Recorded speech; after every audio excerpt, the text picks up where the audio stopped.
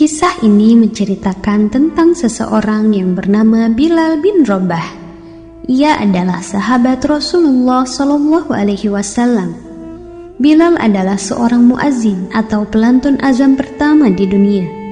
Bilal lahir di daerah As-Sarrah sekitar 43 tahun sebelum Hijriah. Ayahnya bernama Rabbah al-Habashi, sedangkan ibunya yang bernama Hamamah adalah budak wanita kulit hitam yang tinggal di Mekkah. Karena ibunya itu, sebagian orang memanggil Bilal dengan sebutan Ibnu As-Sauda, yang memiliki arti putra wanita hitam. Bilal dibesarkan di Ummul Qura Mekkah sebagai seorang budak dari keluarga Bani Abdu Ad-Dar. Saat ayahnya meninggal, Bilal diwariskan kepada Umayyah bin Khalaf yang merupakan tokoh penting kaum Quraisy. Ketika Mekkah diterangi cahaya dengan kemunculan seorang Rasul yang agung, yaitu Rasulullah SAW yang mengumandangkan seruan kalimat Tauhid, Bilal adalah termasuk orang yang pertama memeluk Islam. Walaupun sebelumnya telah ada beberapa orang yang mendahuluinya memeluk agama Islam seperti Ummul Mukminin, Khadijah binti Khuwailid, Abu Bakar Asy-Syiddiq, Ali bin Abu Thalib, Ammar bin Yasir beserta ibunya Sumayyah, Suhaib Ar-Rummi, dan Mikdad bin Aswad, yang nasibnya tak jauh berbeda dengan apa yang dirasakan Bilal bin Rabah. Setelah memeluk agama Islam, Bilal selalu mendapatkan siksaan yang begitu berat dari tuannya yang bernama Umayyah bin Khalaf, karena tidak sepaham dengan ajaran mereka, yaitu menyembah berhala. Siksaan demi siksaan selalu dirasakan Bilal. Tetapi Bilal hanya berkata, Ahad, Ahad, Ahad, yang berarti Allah Maha Esa. Perkataan Bilal tidak diindahkan oleh tuannya dan terus menambah siksaan kepada Bilal. Hingga sampai pada akhirnya ada seseorang yang membebaskan Bilal dan memerdekakannya. Ia adalah salah satu sahabat Nabi Muhammad SAW yang bernama Abu Bakar Asy-Syiddiq.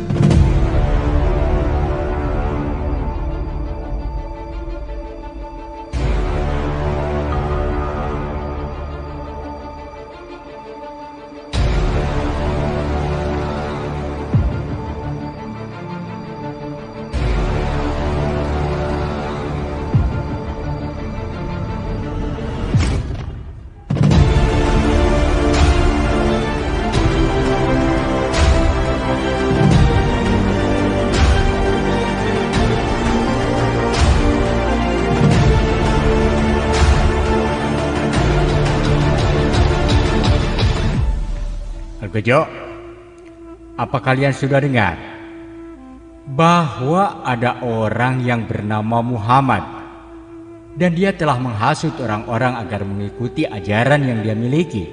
Apa betul itu? Saya dengar, tuanku. Mungkin dia gila. Mengapa harus menyembah yang tidak ada? Sebelumnya, saya mohon maaf, tuanku. Sepertinya dia tidak gila, tuanku. Karena dia tidak berbisik-bisik seperti layaknya orang gila. Dia normal, seperti orang biasa. Atau mungkin Muhammad itu tukang sihir atau dukun. Tidak juga. Karena dia tidak mengucapkan mantra-mantra atau tali seperti pada umumnya para tukang sihir. Kalau begitu, kita harus mencegahnya agar orang-orang tidak mempercayai Muhammad dan ajarannya, dan harus tetap berpegang teguh dengan ajaran nenek moyang kita. Aku yakin orang lemah dan miskin akan mempercayai kita, tuanku. Sekali lagi maaf, tuanku. Rasanya sulit sekali mencari kelemahan Muhammad. Dia terlalu sempurna sebagai seorang manusia. Algojo, tidak ada orang yang lebih sempurna seperti aku ini. Hartaku melimpah, apa yang aku mau aku bisa membelinya. Tenagaku tidak harus keluar banyak karena aku punya seorang budak. Aku bisa memerintahkan dia sesuai yang aku mau. Sudahlah, sekarang cepat panggilkan budakku Bilal. Suruh dia menghadapku karena ada sesuatu yang harus dia kerjakan. Baik, tuanku.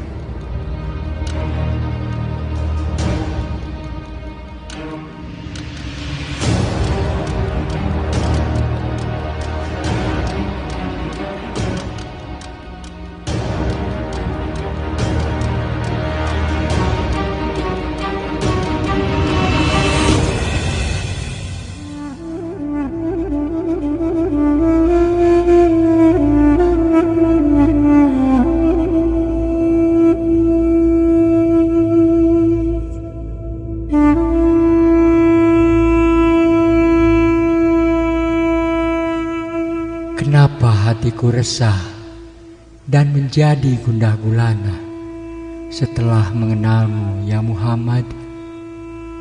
Hatiku berkata bahwa engkau yang paling benar, karena tidak ada Tuhan yang esa selain Allah, dan engkau Rasulnya.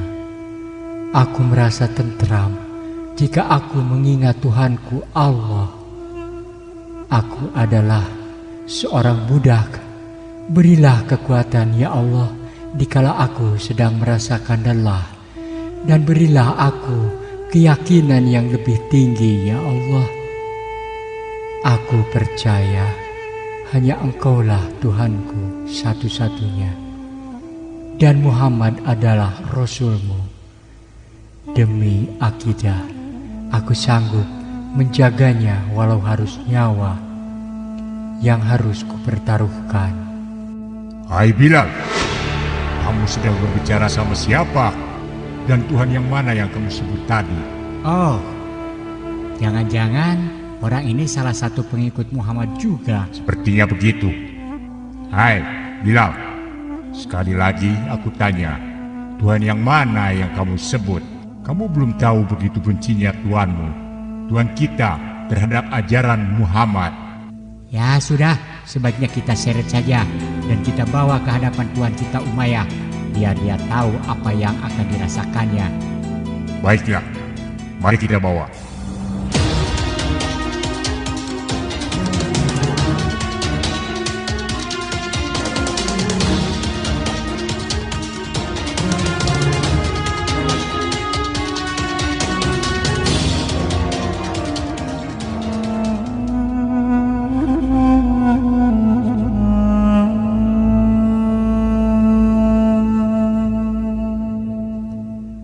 Aku sangat beruntung dilahirkan di tengah-tengah keluarga terpandang, harta yang berlimpah, hingga aku bisa melakukan apa yang aku mau.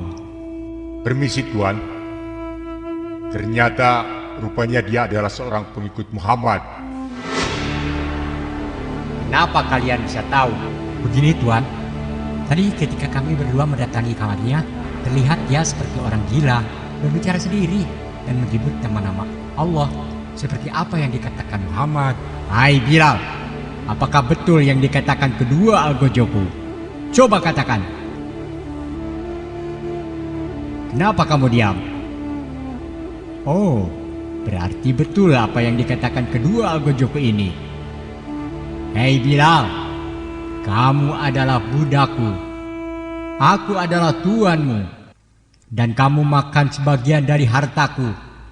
Seharusnya kamu mengikuti ajaran yang aku punya. Kamu harus menyembah berhala Lata dan Uja. Dan kenapa malah kamu mengikuti ajaran Muhammad? Ingat, aku benci Muhammad dan ajarannya. Maka dari itu, kamu harus merasakan akibatnya.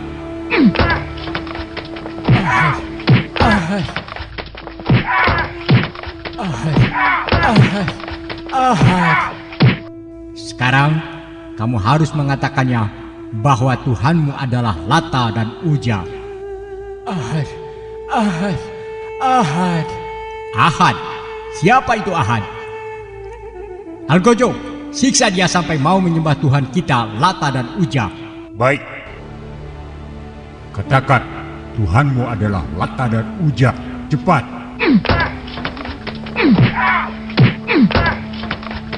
Ahad, Ahad, Ahad, Ahad, Ahad, Ahad.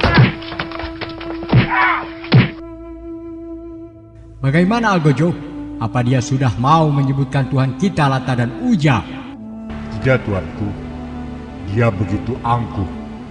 Dia tidak mau berbicara. Dasar budak tak tahu diri.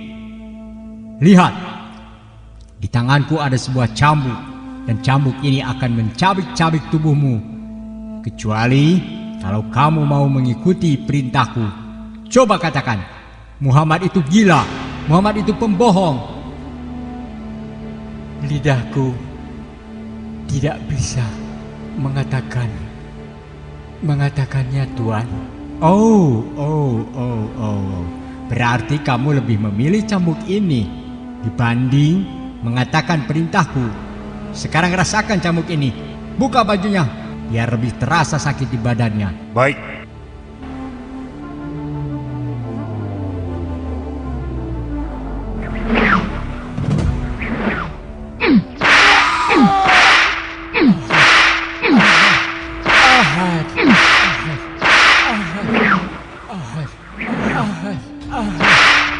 Algojo, seret dia ke tengah-tengah kota dan suruh semua orang untuk ikut memukulnya. Kemudian bawa dia ke padang pasir biar merasakan panasnya terik matahari. Baik, baik Tuan.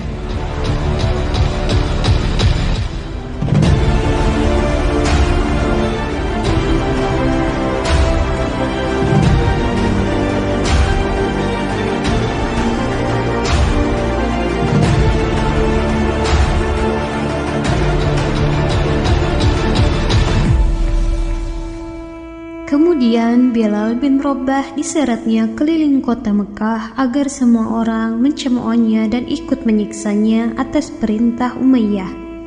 Sampai pada akhirnya Bilal bin Rabah dibawa ke padang pasir dengan siksaan yang tak henti-henti.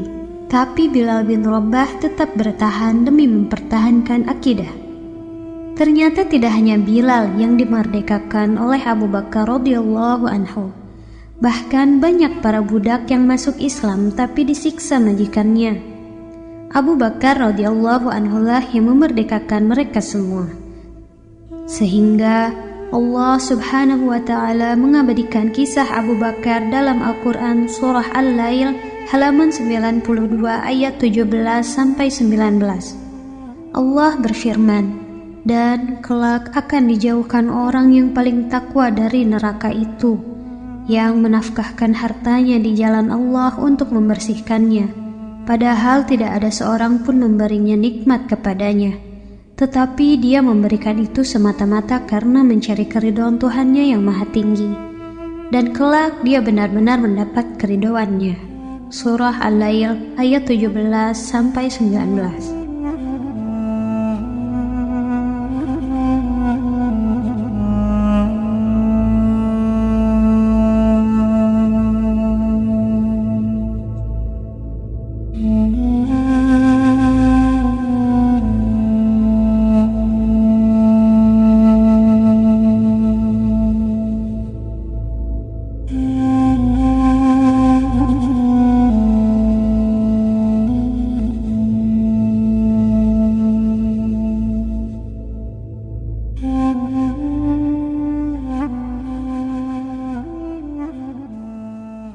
Assalamualaikum. Waalaikumsalam. Wahai Abu Bakar, ada keperluan apakah gerangan memanggil saya? Begini sahabatku, aku dengar Umayyah sedang menyiksa budaknya yang bernama Bilal bin Rabah. Ya, betul ya Abu Bakar. Mereka mengaraknya hingga keliling kota Mekah dan semua orang ikut mencemoohkan Bilal sambil melemparinya dengan batu. Saya sangat terharu dengan keteguhan hatinya, karena tidak akan ada manusia lain yang kuat menerima siksaan yang begitu berat demi hanya mempertahankan sebuah akidah, demi menjunjung tinggi harkat Rasulullah Shallallahu Alaihi Wasallam. Aku juga begitu ya Abu Bakar. Kita hanya bisa merasa iba dan sedih melihatnya. Bilal disiksa oleh tuannya sendiri Umayyah. Jadi sudah barang tentu tidak bisa ada orang lain yang bisa menghalanginya. Sahabatku, apakah engkau tahu dibawa kemana sekarang pemuda itu? Mereka tengah menuju padang pasir ya Abu Bakar, dan menjemurnya di atas terik matahari. Baiklah, kalau begitu, sudikah kiranya engkau menemaniku untuk menemui Umayyah di sana? Baiklah ya Abu Bakar. Tapi boleh aku bertanya, apa yang Anda akan lakukan di sana? Aku akan membelinya dan memerdekakannya dengan sebagian harta yang aku miliki. Anda seorang bangsawan mulia ya Abu Bakar. Tidak seperti bangsawan lainnya, seperti Umayyah. Sebaiknya Anda jangan berbicara seperti itu, sahabatku.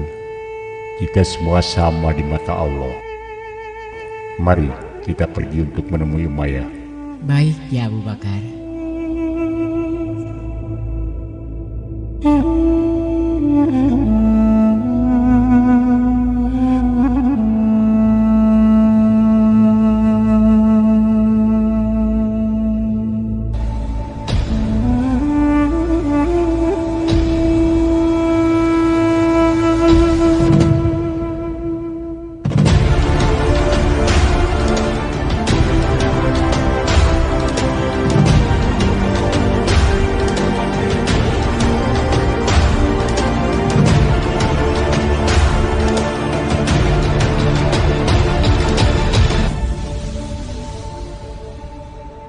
Cepat, ikat kedua tangannya. Baik. Kasihan sekali kamu, Bilal. Tentu kamu sangat sakit. Dan kenapa kamu tidak mau menurut perintahku? Coba kalau mau menuruti perintahku, kamu tidak akan dapat siksaan. Sekarang coba katakan sekali lagi. Katakan, Muhammad itu pembohong. Muhammad itu pengecut. Dan Muhammad itu gila. Lantas kamu sebut Tuhanku adalah Lata dan Uzza. Cepat. Saya tidak sanggup, Tuan. Saya tidak bisa. Tidak bisa, Tuan. Hei, rupanya kamu juga sudah ikut gila. Dan rupanya kamu sudah kena sihir Muhammad. Mungkin masih belum terasa ya. Sekarang rasakan cambuk ini.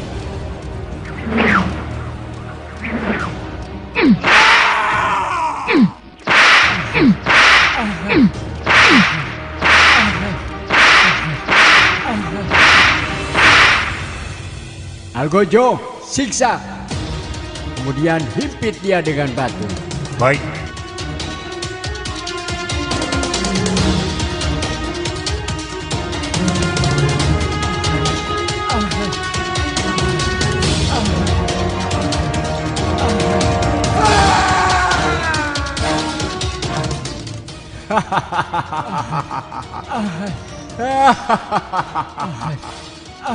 Sekarang kamu akan merasakan panasnya terik matahari. Kemudian akan datang burung pemakan bangkai. Dan tubuhmu akan dimakannya secara pelan-pelan.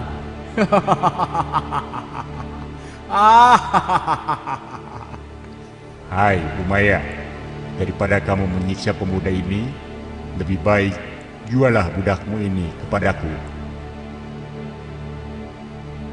Apa kamu ingin membelinya?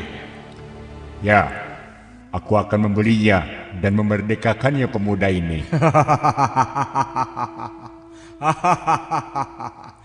Boleh. Aku akan menjualnya. Asal mau dengan tawaran yang aku pinta. Baiklah, berapa yang kamu pinta? Aku akan menjualnya seharga 9 ukiah emas. Baik.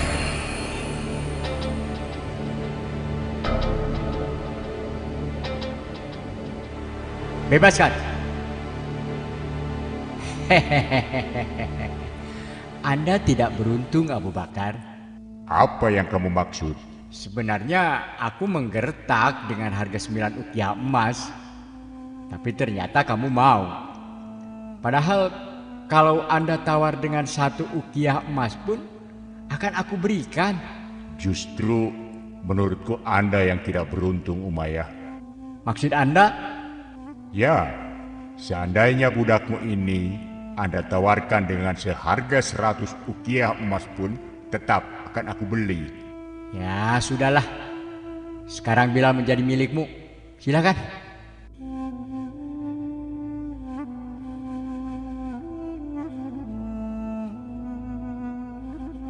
Wahai anak muda, apa yang kamu pikirkan sehingga kamu mau menerima semua siksaan ini? Karena saya tidak mau mengingkari Tuhanku Allah dan Muhammad adalah Rasulullah. Semua siksaan ini tidak lebih sakit dibanding aku harus mengingkarinya. Sungguh kuat pendirianmu anak muda. Kamu begitu tulus menjaga sebuah akidah. Tidak salah aku membelimu dan akan memerdekakan kamu. Sekarang apa maksud Tuan mau membeliku dengan harga yang sangat mahal? Aku tertarik karena ketulusanmu, karena keyakinanmu yang begitu kuat. untuk mempertahankan sebuah akidah, menjunjung tinggi Muhammad Rasulullah Shallallahu Alaihi Wasallam dan Allah yang Maha Esa. Sebenarnya aku sudah lama mendengar kabar tentang seorang budak yang disiksa oleh majikannya Umayyah, dan hatiku tertarik ingin menyelamatkanmu dan memerdekakannya dari tangan Umayyah. Karena menurutku harta adalah milik Allah dan semua akan kembali kepadanya. Sudahlah, sekarang mari kita pulang. Aku akan membersihkan tubuhmu dan mengobatinya. Dan mungkin kamu merasa sakit sekali dengan luka yang berada di sekujur tubuhmu. Dan tentunya lapar dan haus. Mari kita pulang. Sekarang kamu sudah merdeka.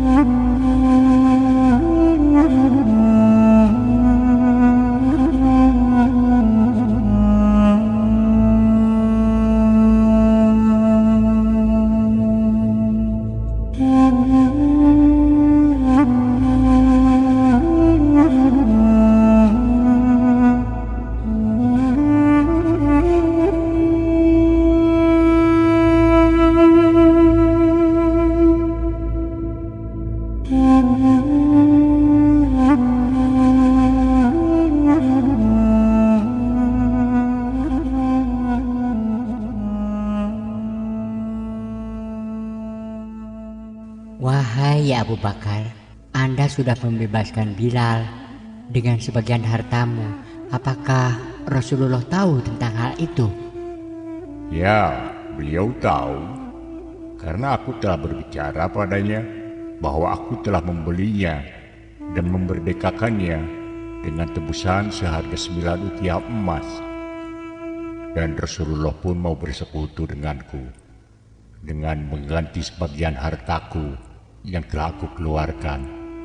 Tapi aku berkata lagi bahwa Rasulullah tidak usah menggantinya karena aku telah memerdekakannya. Engkau begitu mulia ya Abu Bakar. Ingat sahabatku, manusia lahir ke dunia dengan keadaan telanjang, tak selai kain di tubuh. Begitu juga harta. Harta diturunkan di dunia atas ridhonya. Dengan begitu, harta adalah titipan yang setiap saat akan hilang, dan mati pun kita tidak membawa harta. Suara apa itu ya Abu Bakar? Itu adalah suara azan Bilal. Subhanallah, suaranya begitu indah. Ya, Muhammad Rasul kita tidak salah menjadikannya sebagai muazin, dan mereka selalu saling mengingatkan ketika waktu sholat tiba. Dan sekarang Bilal telah memanggil kita untuk segera sholat. Mari. Asyhadu an la ilaha